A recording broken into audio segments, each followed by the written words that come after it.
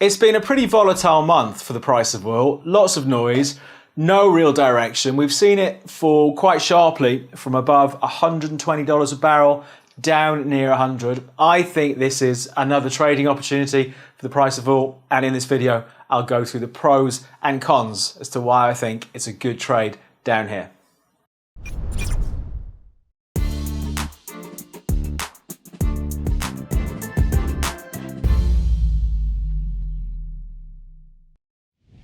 Hello, I'm David Jones from Capital.com. I thought we'd do an update on what's happening with oil. Lots of volatility, like I said, no real direction, no real short to medium term direction, but I do wonder if it's an opportunity down here. So as usual in this video, I'll go through some of the recent news about oil. We'll talk about the levels to watch, then we'll jump onto the platform and see if we can get our trade on. As usual, if you're watching this and you haven't subscribed, if you could click on subscribe, it does help support the channel. It means we can push out lots of different content on the various markets that we cover. And of course, every Friday at 2:30 UK time, I do a live stream direct from the YouTube channel. If you're subscribed with the alarm bell pushed, you get a message off YouTube just as we're about to go live. Right, let's get into it and take a look at oil in a bit more detail. If you watch oil, you know it has been, it's been a pretty volatile year, to say the least. Clearly with the Russian invasion of Ukraine earlier in the year, we saw the price of oil run out really strongly. At its best point this year, it was up 70% for the year to date. And that was in March. We weren't even 3 months into the year. Since then, it's been, as I say, a bit directionless, lots of volatility, but we haven't managed to break those highs from earlier in the year. Of course, inflation continues to still be the big theme that dominates markets. And obviously, this is something that could affect oil as well. You know, there comes a point, we've seen oil go from, slightly more than 2 years ago, around $10 a barrel in the cash market to above 120 earlier this year. There comes a point where demand will start to be curtailed due to the high price. So inflation definitely has an impact there. And of course, we know that people have less money in their pockets. So perhaps, again, are changing their normal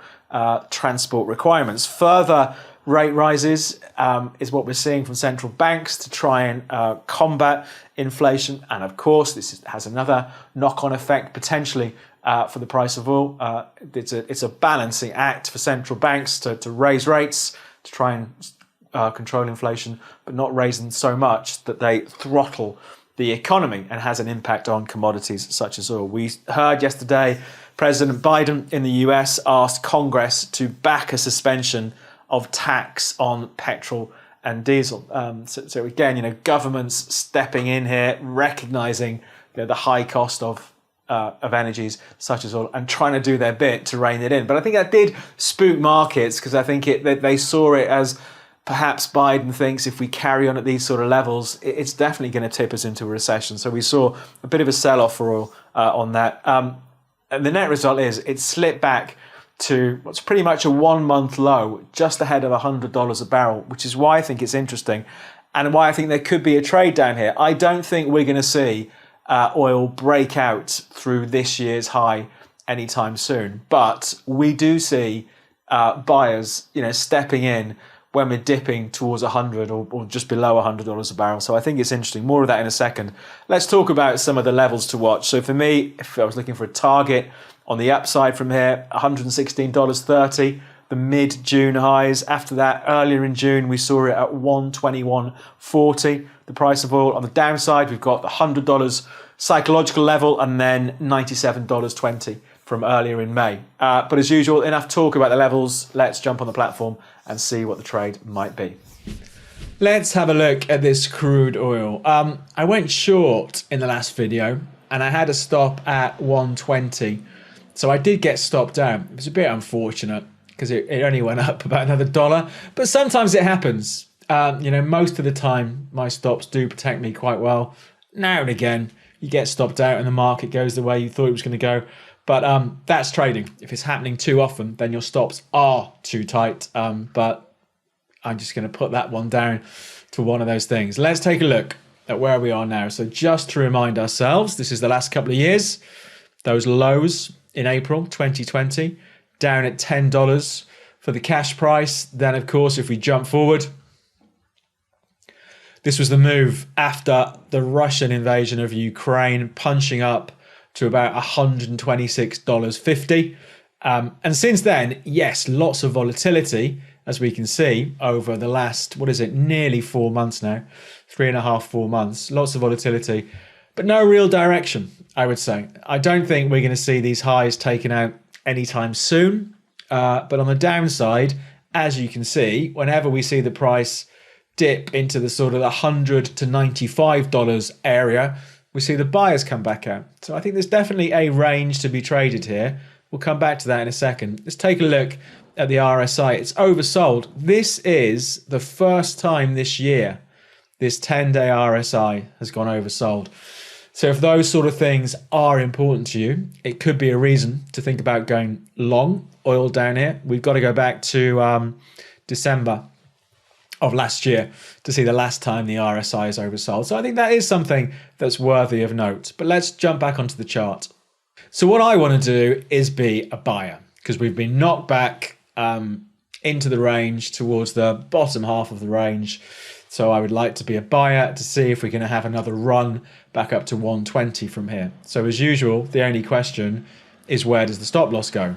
A really aggressive place for the stop for me would be underneath yesterday's low. That was 101, near enough. So a stop the other side of there could be another idea. But to be honest, I'm more inclined to look at these levels back here. So $97, the low from the 10th of May, or $95, the low from the 25th of April. Maybe I'll go in the middle. I'm going to go 96 for a stop on this trade. So I'm going to be a buyer with a stop at 96, which is about $10 away.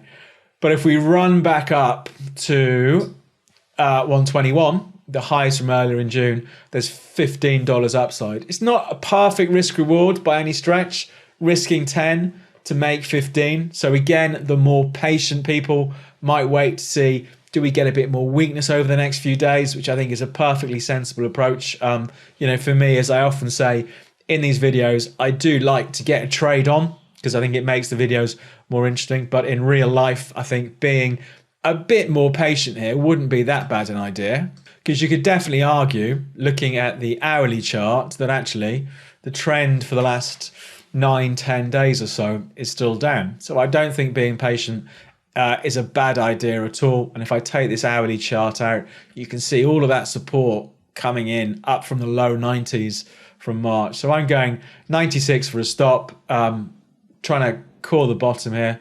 Let's get the trade on. Right, I'm ready to go. So the market's trading at 105.72 or thereabouts. I am going to buy 38 barrels of oil where it's trading now. Put a stop loss in at 96 for the usual risk of around £300.